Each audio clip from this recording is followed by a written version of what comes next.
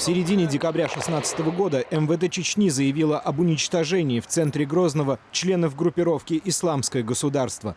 По данным ведомства, преступники напали на полицейского и угнали его машину.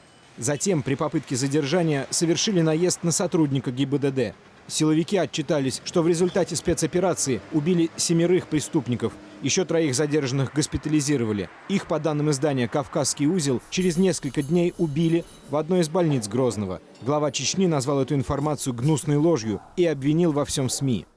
Данные издания даже во сне мечтают, чтобы в Чечне что-то произошло. Но эти времена прошли, и нет им возврата, сколько бы о них ни мечтали авторы сенсационной лжи.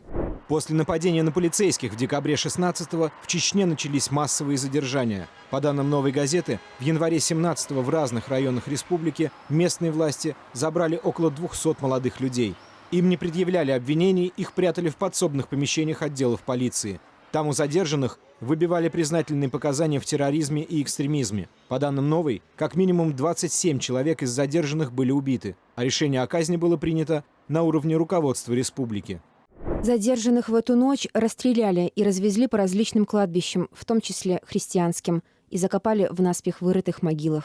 В то же время в Чечне начали расследование дела о преследованиях и убийствах геев. Всю собранную информацию об этих делах журналисты «Новой» передали в Следственный комитет и уполномоченному по правам человека в России. Издание также опубликовало список 27 человек, которых, по их данным, казнили в Чечне. Власти Чечни неоднократно отвергали обвинения. А Союз журналистов Чечни обвинил «Новую газету» в попытке раскачать ситуацию в республике.